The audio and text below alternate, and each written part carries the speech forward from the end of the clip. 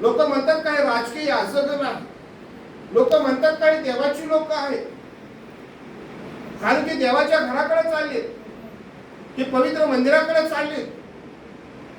हे लोक जो मुख्य याजक त्यांचा त्या मंदिरामध्ये बसतो, त्या मुख्य याजकाकडे हे याजकगण चाललेला आहे, असं लोक आमच्याकडे बघून म्हणतात का?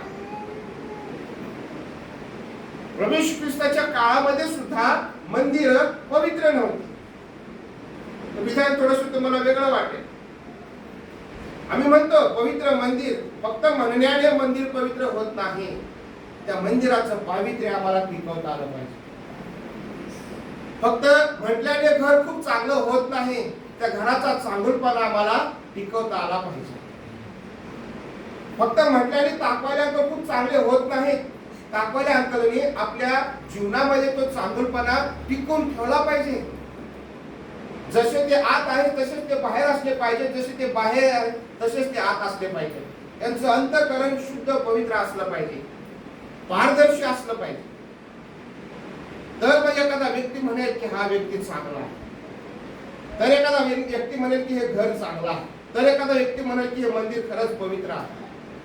बऱ्याच लोकांना चर्च मध्ये जायला आवडत नाही, बरेच लोक मंदिरामध्ये जात नाहीत. जर मंदिर पवित्र आहे तर का लोक जात नाही? जर मंदिरामध्ये त्यांचा निर्माता राहतो, परमेश्वर राहतो, तर का लोक जात नाही तिथे? का जायला लोक अंगमटंगम करतात? का कंटाळा येतो लोकांना जायला चर्च मध्ये? एखादा व्यक्ती खूप सुंदर दिसतो, खूप चांगल्या घरचा आहे, श्रीमंत आहे, परंतु त्या व्यक्तीला भेटण्याची लोकांना इच्छा होत नाही. का? तो माणूस खूप चांगला दिसतोय, चांगले कपडे घालतो, हातामध्ये अंगठी आहे, गळ्यात चैन आहे, श्रीमंत सगळं आहे. आपल्या समाजामध्ये पाहिलं तर खूप चांगलं बोलतो, खूप देवभीरू आहे असं म्हटलं जातं, म्हणून त्याच्याकडे कोणी लोक जात नाही. का? कारण की त्याचं हृदय कसं आहे? चांगलं. मनाने कसा आहे तो? कपटी आहे, कपट आहे त्याच्या मनामध्ये, म्हणून लोक जात नाही त्याच्याकडे. लोकांना अनुभव आलाय त्याच्या कपटपणाचा, त्याच्या वाईटपणाचा. तो दिसायला खूप सुंदर आहे, परंतु त्याच्या आतमध्ये कसं आहे सगळं घाण आहे, म्हणून लोक जात नाही. आज लक्षात घ्या की ज्यावेळेस प्रभू येशू ख्रिस्त यरूशलेममध्ये गेला, ज्यावेळेस त्यांनी मंदिराची अवस्था पाहिली, तुम्ही काय सांगत आहे? तुम्हाला वाटत असेल की पवित्र मंदिर म्हटल्यानंतर पवित्रच असतं, असं नाही. असं असतं तर प्रभू येशू ख्रिस्ताला चाबूक घ्यावं लागला नसतं. येशू ख्रिस्ताने एकदाच चाबूक उचललं. कधी? ज्यावेळेस तो मंदिरामध्ये गेला. कशासाठी? त्या मंदिरातली घाण बाहेर काढण्यासाठी. येशू ख्रिस्ताने पाहिलं की माझ्या पित्याचं घर हे प्रार्थनेचं घर म्हटलं जाईल, अशा शास्त्राने एक असताना आज या मंदिराची अवस्था काय झालेली आहे? येथे तर बाजार भरतो, इथे तर क्रय विक्रय होतो, इथे तर भाव लावला जातो, इथे तर व्यापारी जमतात, इथे तर उघड उघड व्यवसाय चालू आहे, इथे तर उघड उघड चोरी चालू आहे, इथे तर एकमेकांना लुटलं जातंय. आणि हे तर केंद्र झालं, अगदी सगळ्या वाईट गोष्टींचं केंद्र झालं. हे प्रभू येशू ख्रिस्ताला राग अनावर झाला आणि ख्रिस्ताने तो चाबूक घेऊन त्या लोकांना मारत बाहेर काढला, त्यांचे चौरंग पालते केले. कुठं घडतंय सगळं? चर्च मध्ये. आज तुम्ही हे करा बरं चर्च मध्ये, शक्य आहे का आज हे? पण त्याच गोष्टी चर्च मध्ये चालू आहेत.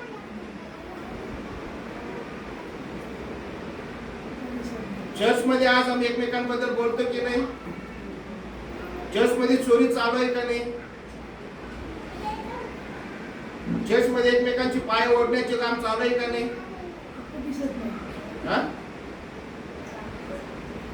चर्च मध्ये एखादा चांगला व्यक्ती, देवाचा एखादा देवभिरू व्यक्ती असतो, सभासद असतो, त्याला संधी द्यायला पाहिजे, बऱ्याच गोष्टीसाठी त्याला भेटत नाही. गोष्टी सर्वच चालू आहेत, परंतु सर्व गोष्टी होत नाहीत. आजही चर्च मध्ये त्याच गोष्टी चालू आहेत ज्या ख्रिस्ताच्या काळात चालू आहेत. परंतु आम्ही मुखाट्याने चर्चला येतो आणि मुखाट्याने परत घरी जातो. येशू ख्रिस्त तसा नव्हता. येशू ख्रिस्ताला राहावं नाही, कारण येशू ख्रिस्ताला माहित होतं की हे मंदिर पवित्र आहे आणि पवित्रच असणार. कदाचित आम्ही येशू ख्रिस्तासारखं चाबूक घेऊ शकणार नाही, चाबूक घेऊही नाही.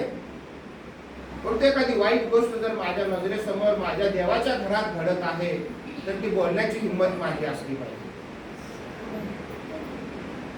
एखादा चुकीची गोष्ट जर कोणी करत असेल, मग तो बाळक असो, वडील असो, एखादा सभासद असो, चुकीची गोष्ट करत आहे, नम्रपणे त्यांना सांगा हे देवाचं घर आहे.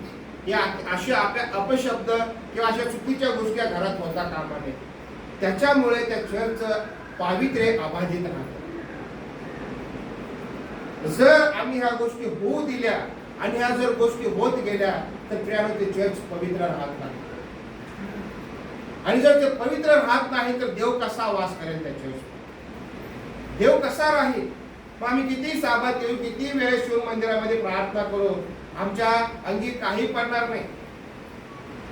बऱ्याच मंदिरांमध्ये ह्या गोष्टी सर्रास चालू आहेत. आम्ही काल डिस्कस करत होतो, सध्या आम्ही डॉक्टरच्या क्लासेसमध्ये आहोत.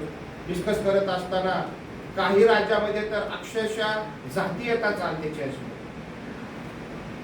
त्याच्यामुळे चर्चचं पावित्र्य काय होतं? संपत.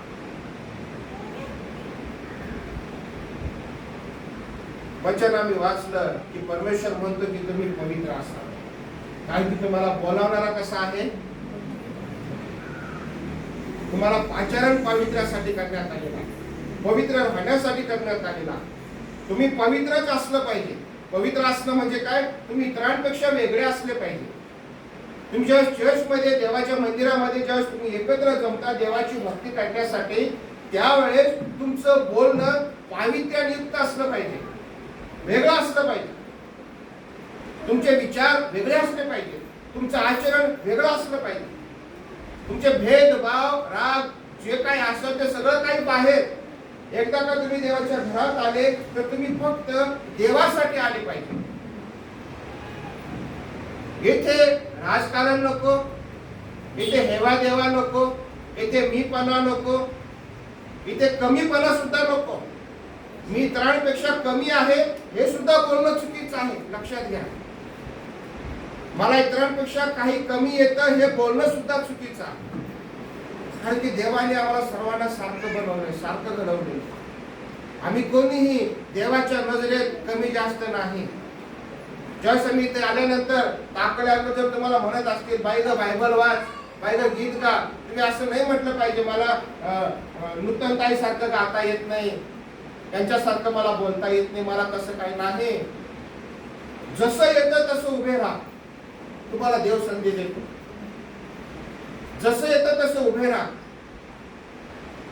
कारण की तुम्ही देवाच्या घरात आहात. जसं येतं तसं बोला, कारण की देव तुम्हाला ऐकू इच्छित आहे. परमेश्वराला तुम्हाला बघायचंय, परमेश्वराला तुमच्याकडे तुम्हाला ऐकायचंय. त्यामुळे आम्ही एक पवित्र ठिकाणी आलेलो आहोत. आम्ही पवित्र लोक आहोत, आम्ही निवडलेले लोक आहोत, आम्ही त्याचे स्वतःचे लोक आहोत. आणि आम्हाला हे टिकवता आलं पाहिजे, हे सांभाळता आलं पाहिजे. आज आम्ही हे जर सांभाळणार नाही तर सांभाळणार कोण? लक्षात घ्या की जर एखादी स्त्री तिचं घर स्वच्छ ठेवणार नाही तर स्वच्छ ठेवणार कोण? एखाद्या घरामध्ये स्त्री नसेल ते घर आणि ज्या घरामध्ये स्त्री असते ते घर, त्याच्यामध्ये फरक असतो. नीटनेटकेपणा, वस्तू जिथल्या तिथे स्त्रियांना खूप व्यवस्थित करता येतात. बऱ्याच वेळेस तरुण मुलं मुली काही ठिकाणी एकत्र एक राहतात. त्यांच्या खोल्या जर तुम्ही बघितल्या, शिक्षणासाठी वगैरे बाहेर गेलेले असतात, त्यावेळेस आई वडील महिन्यातून 2 महिन्यातून एकदा जाऊन त्यांच्या खोल्या स्वच्छ करून सगळं धुवून वगैरे साफ करून येतात. का असं? कारण त्यांना माहित आहे की मुलगा एकटा राहतो, त्याला स्वच्छता करता येत नाही, पाहिजे तसं तो स्वच्छ करत नाही वगैरे वगैरे. जर आम्हाला कळतं की माझं घर सुंदर असावं, स्वच्छ असावं, तर मग आम्हाला हे सुद्धा कळालं पाहिजे की माझ्या पित्याचं घर, माझ्या देवाचं घर सुद्धा कसं असलं पाहिजे? स्वच्छ आणि सुंदर असलं, पवित्र असलं पाहिजे. हे सुद्धा माझ्या लक्षात आलं पाहिजे. एखादी गोष्ट जर आम्ही बघून जर कानाडोळा करत आहोत तर आम्ही चुकत आहोत. येशू ख्रिस्ताने मंदिर पवित्र असावं यासाठी प्रियानो त्या ठिकाणी संताप केला. तुम्हालाही जर वाटतं एखादी गोष्ट कुठेही असू दे, मी आज संस्थेमध्ये खूप चांगल्या पदावरती आहे, माझ्या अधिकाऱ्यांना सुद्धा ही गोष्ट सांगायला घाबरणार नाही. एखादी गोष्ट जर चुकीची घडते तर ती चुकीची आहे, चुकीची गोष्ट घडता का म्हणजे याच्यामुळे काय होतं, देवाचं मंदिर भ्रष्ट होतं.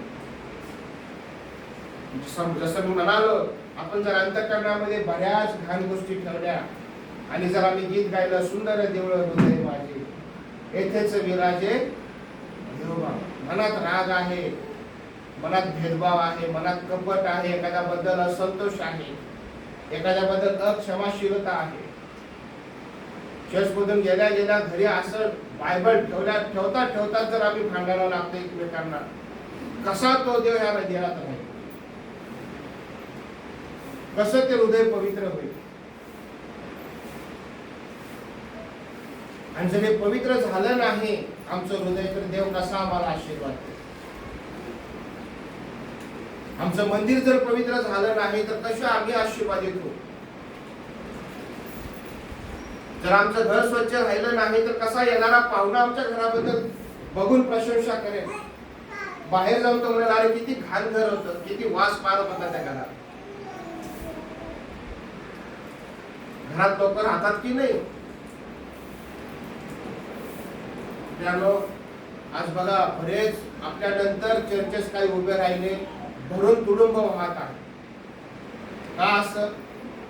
आम्ही फक्त शाबास सांगत आहोत, परंतु आम्ही आमच्या पावित्र्याकडे, मंदिराच्या पावित्र्याकडे कुठेतरी काय केलं आहे, दुर्लक्ष केलं. लोक त्या पावित्र्याकडे लक्ष देतात की देवाच्या मंदिराचं पावित्र्य कसं आम्हाला राखता येईल. स्तुती, आराधना, प्रार्थना त्याच्यामध्ये ते लोक वेळ घालवतात, उपासामध्ये वेळ घालवतात आणि म्हणून त्यांचं मंदिर काय होत आहे, भरत आहे. लोक येत आहेत त्या मंदिराकडे, लोक आकर्षित होत आहेत आणि लोक आशीर्वादित सुद्धा होत आहेत.